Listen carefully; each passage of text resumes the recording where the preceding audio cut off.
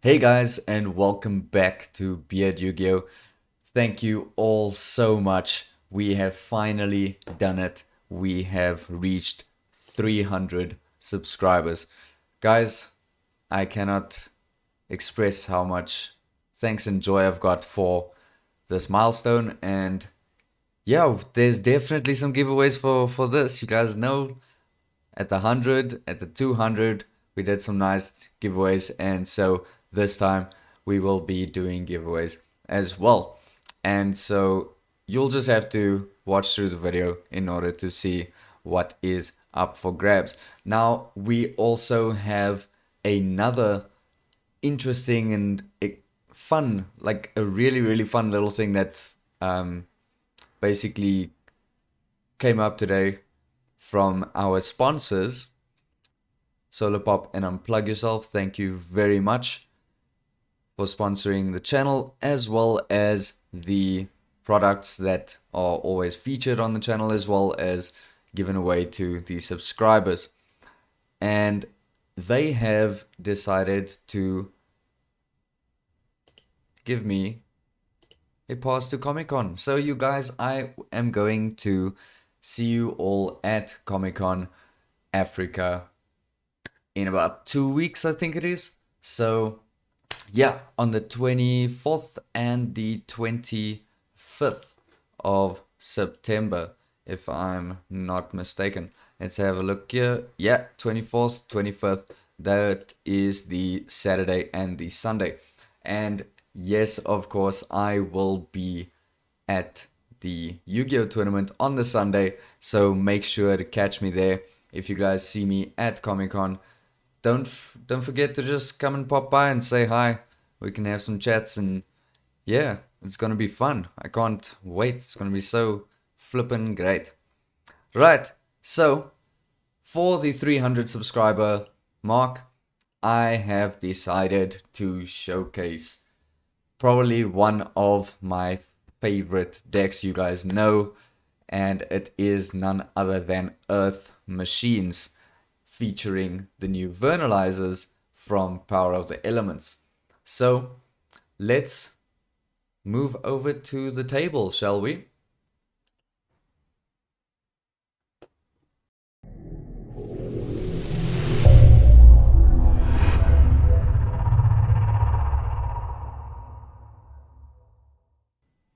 Right guys, here we have it.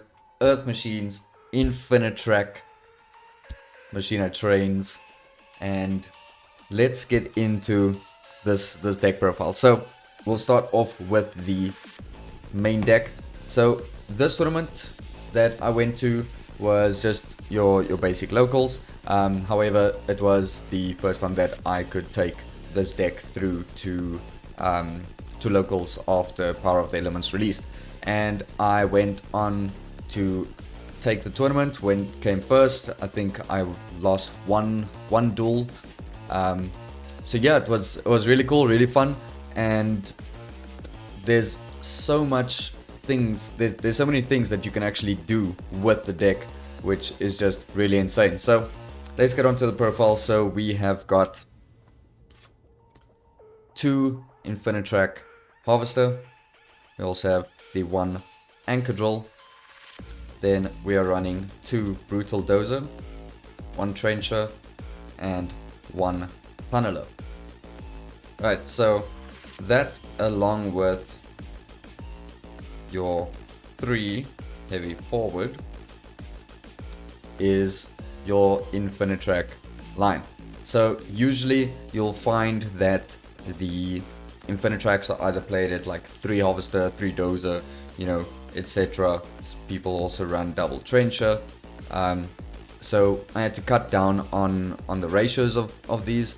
And if you're playing the gear frame version, which I decided not to play, mainly just because I felt that the version that's without the gear frame is just a little bit more consistent.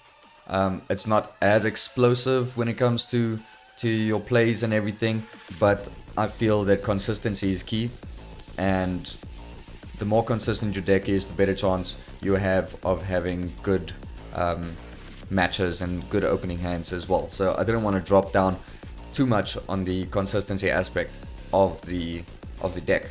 So the other nice thing about this is because you are running the Vernusylphs now, you just need to run the one Trencher. Usually I would opt for running 2 Trencher, and that's mainly just because you know, sometimes you get into that grind game and you don't really want to be stuck with either trying to get your Trencher back through a Dingirsu or a Overdrive. You'd rather just want to have access to another one so that you can continue your plays further on. Right, moving on to the Machina side, we are running 2 Fortress. Previously I would run 3. This is most likely the best monster in your deck. It outs so many things. Yeah, Fortress is literally main deck out to like Mystic Mine and Floodgates and all that type of stuff. So yeah, really good. Then I am running 1 Cruncher. The reason for 1 Cruncher is because I'm not running triples of a lot of stuff. So Cruncher doesn't always get me what I want to get, but it is just another starter essentially, so that we can just increase that ceiling, and it also allows access to the level 10s before you go into your River Stormer. Then we also have the 1 Citadel, and of course you've got your 3 copies of Redeployment and your 1 copy of Overdrive. Right, then moving on, we've got the trains. So we've got the 1 copy of Bullet, and we have the 1 Heavy Forward. You don't have to run 2 of this. We are not running the Switchyard, so yeah, this is decent enough. With the Vernusylphs, you most of the time are going into your rank 10 plays, even though you are running less of your level 10s. Then we are obviously running Regulus, and I opted to run 3 Regulus. The reason being is that you do want to open this. So the reason why I'm running Regulus, and obviously I'm also playing the 1 this Colosseum, is so that I get to see this often.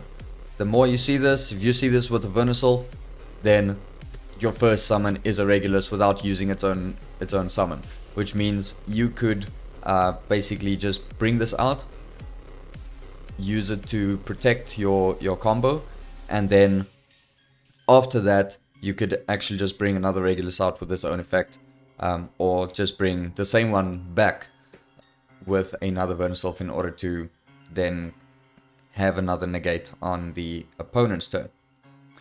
The other cool thing about the Colosseum is it just searches the Regulus, but it's much more powerful to have it on board. You don't really care about the search. If they ash it, it's fine, because the protection effects and the recurability of its effects is just insane, especially in the long game.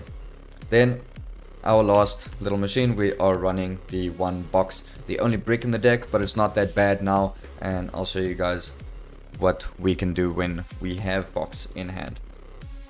Right, moving on to the Vernusylphs, we have got 3 Vernusylph of the Flourishing Hills. So this is your searcher for all your other Vernusylphs.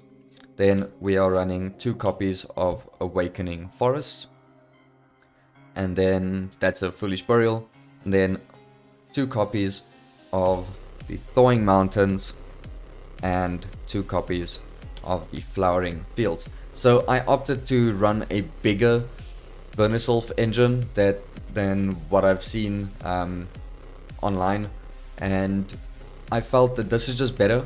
I mean, you're running nine copies of the Vernusylphs essentially, and I've had it where I think it was in round 4, I was facing Striker, and we played the first duel. Was a long grind game, and it was because I never saw any of the Vernusylphs. It literally came to my last turn where I opened up a Flourishing Hills, and then that literally got me the OTK in the late game. So the games are quite fast with these. I mean, they all monster reborn your stuff, so it's just insane. And you get your extra draw, you get your add from grave to hand, and that is how we get box to our hand if we open it, and then we get to trigger its effect. So if you open these two, and let's say you got another machine in grave or whatever, then you can literally just pitch these, add the box back, summon the other machine, and then box triggers to give you your search. So that is it for the Vernusylph stuff. Also, you really want to see the Vernusylphs, like they just add so much power to the deck. Then we are also running probably one of our best searches in the deck is 3 copies of also the Earth Channeler. So the reason for this is because also can search you any of your Vernusylphs by discarding another Vernusylph.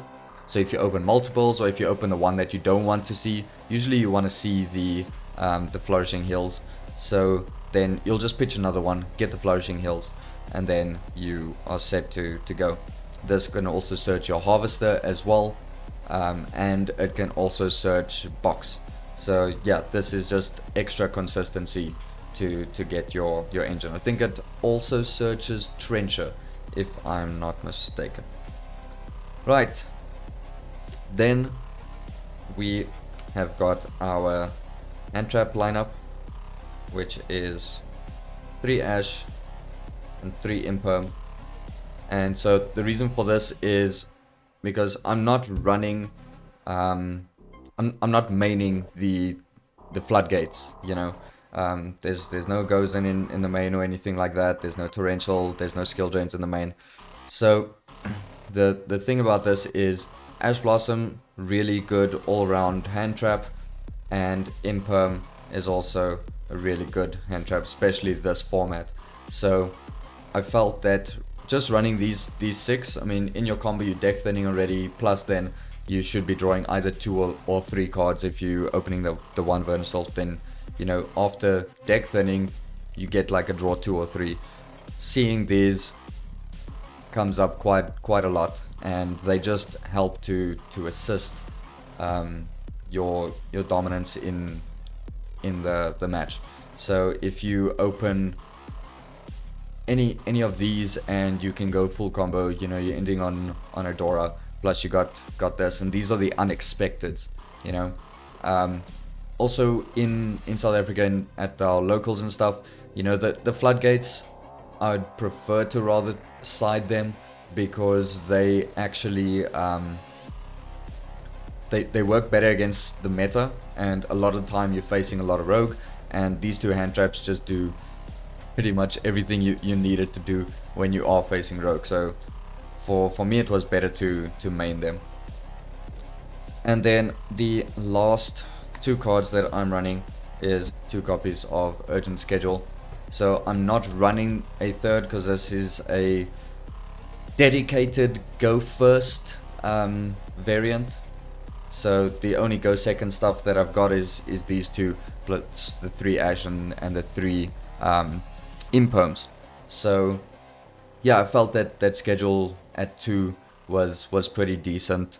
A lot of times you don't really want to see schedule if you're going first, and if you're going second, you know, it's one of 8 cards that you can open to do really well.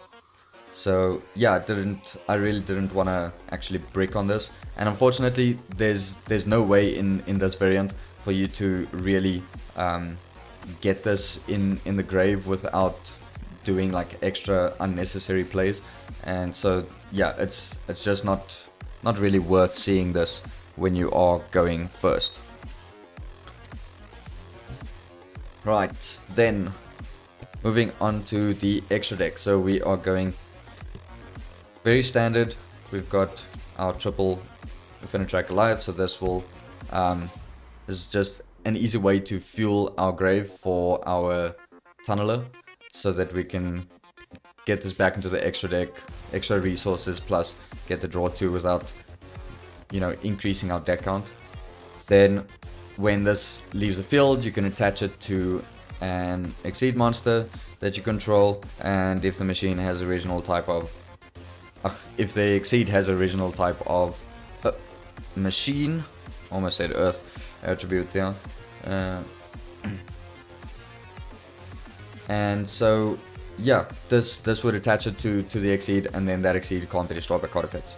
So that's a really cool little trick over there.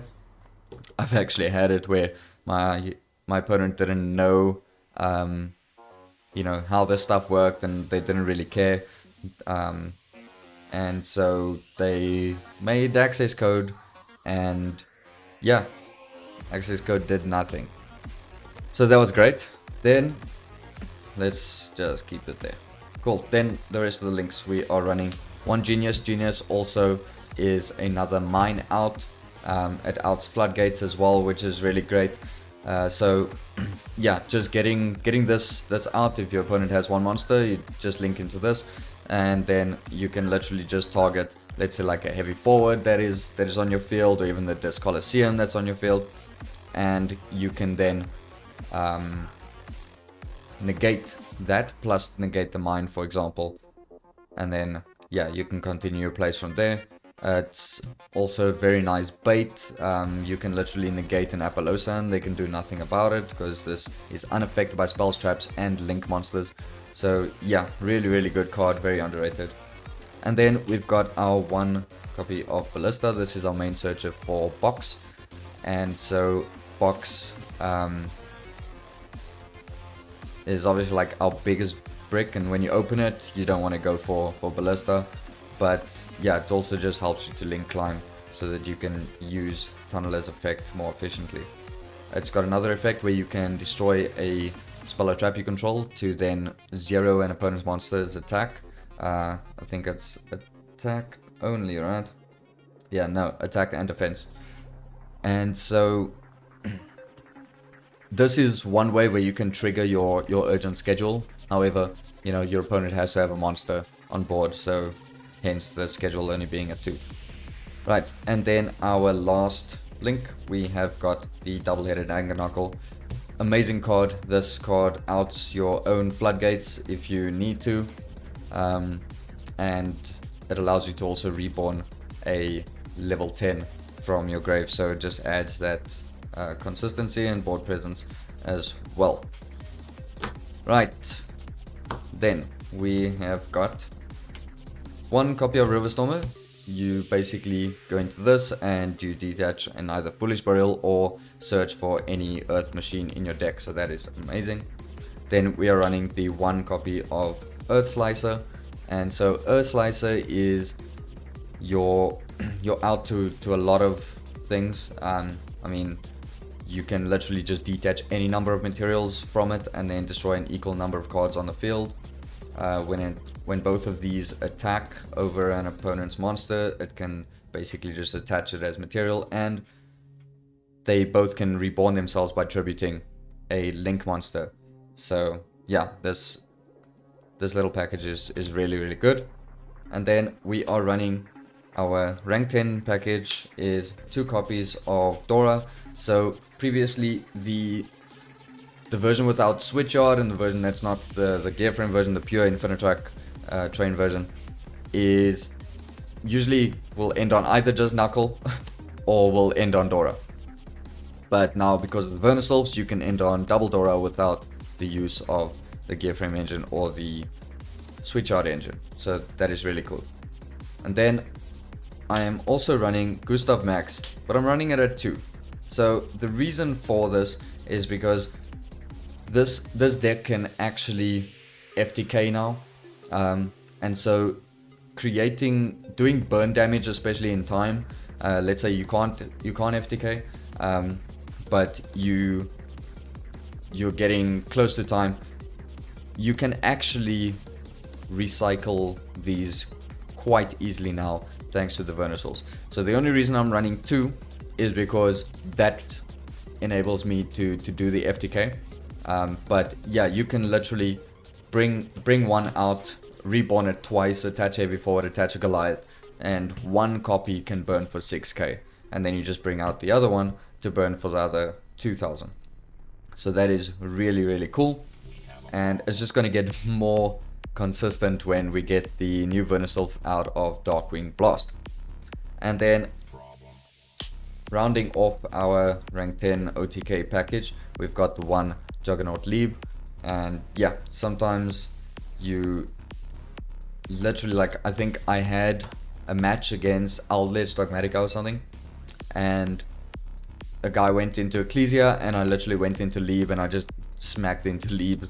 I mean, smacked into Ecclesia over and over and over again, like, shame. Yeah, that was pretty traumatizing for Ecclesia, I think. Right, then we got the one copy of Dinkirsu. Dinkirsu, I feel, is probably one of the best extra deck monsters in this variant. So this and Zeus, these are our only non-Earth monsters in the entire deck, besides Ash Blossom. But, like, you know, Ash is just there for the hand. But yeah, so Dinkirsu, amazing resource, allows you to out a lot of things, plus allows you to recover your resources as well, and then gives your board protection, plus it's an easy way to get into Zeus. All of these are easy ways to get into Zeus as long as you have not used Dozer yet. So yeah, to be honest, this comes up not that often. It does help in the grind, but most of the time you won't even bring Zeus out.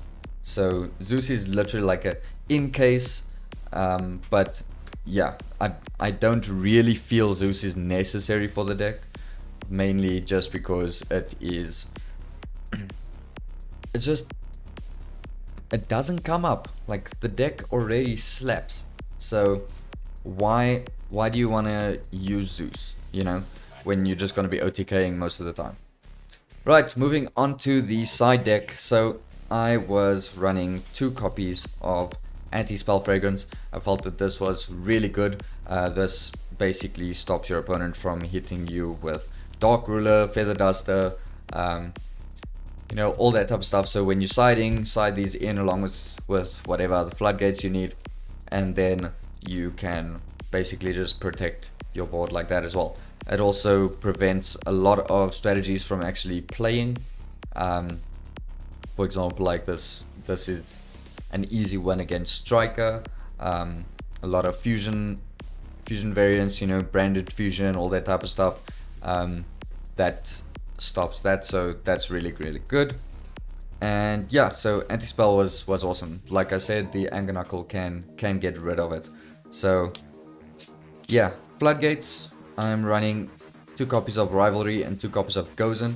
I felt that instead of maxing out on one, I would rather want to have two of each, or even maxing out on 3. So I decided on running 2 copies of Anti-Spell, Rivalry and Gozen, mainly because this combination works so well.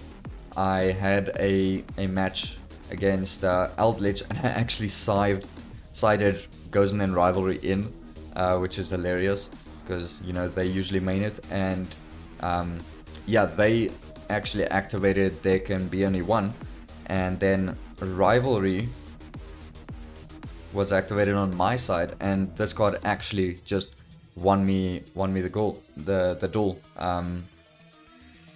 Yeah, because it's like, what are you choosing, you know, to bring out and everything. So yeah, Rivalry, there can be only one, really, really insane. At least we can still play under that. Like, if they activate there can be only one, then you can literally just loop your fortress most of the time in order to, you know, out it, just crash it into an opponent's monster, bring back a Citadel, and then attack with a Citadel, and the fortress obviously pops the there can be only one. So it's not difficult to out floodgates like that. Then also, like, skill drain, it doesn't really do anything to our deck. So, you know, if they are playing that, then great. They just negged 1000. So then I am also running 2 copies of Evenly Matched. So this is board breaking, back row and front row. And yeah, so this is really good.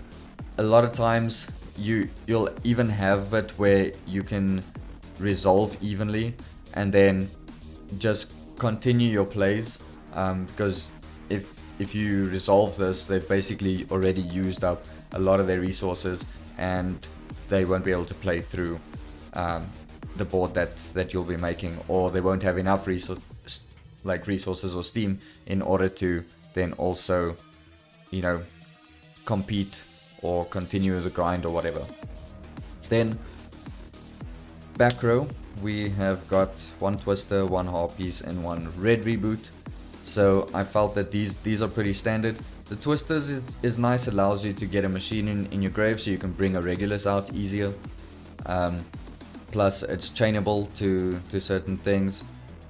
Then the Feather Duster is obviously a blowout. Red Reboot against Trap Drakes means you're gonna OTK, so that is fine.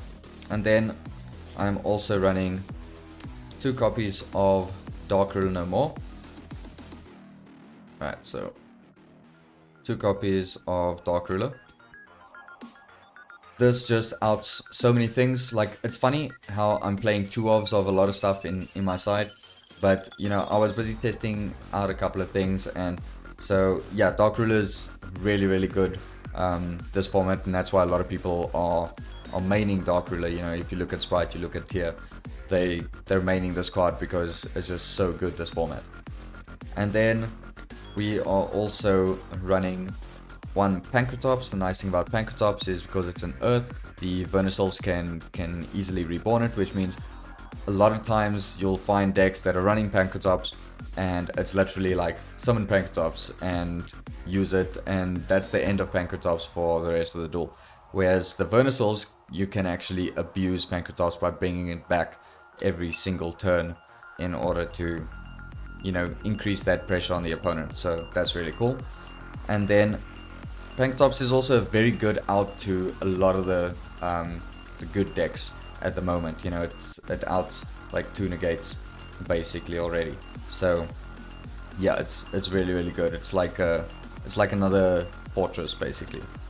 And then the last copy in the side that I decided to run is a Morphage Goliath. So Goliath is just an easy way to block our opponent out from summoning from the extra deck. So this didn't really come up. I think in the 1 game I opened it, I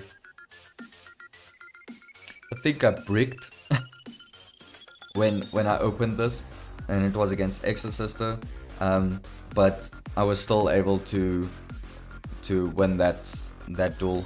I was also getting quite close to time, and I literally only had like a Earth Slicer play, and that was enough, which was really insane. But Goliath, the idea is really cool. I would most likely just take this out of the side. It's a little gimmicky, and I thought, well, hey, why don't I just, you know, try it out. So yeah, guys, that is the deck profile, and I hope that you guys enjoyed that. But now we are getting on to our 300 subscriber giveaways. So yeah, right, so the giveaways, guys. Once again, I would like to say thank you to SOLARPOP and Unplug Yourself for sponsoring this video, as well as sponsoring these giveaways. So if you didn't notice, we have got the wonderful new hero playmat that we are featuring on the channel over here.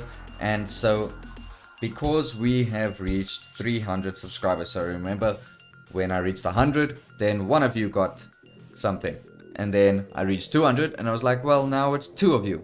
And so we are keeping with tradition, and 3 of you are going to receive the hero playmat. So we have got 1 we have got 2, and we have got 3 just for you. But that is not all. We also have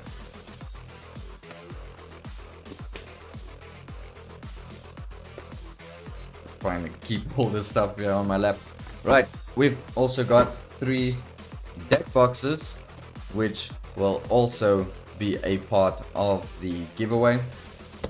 And lastly, we have got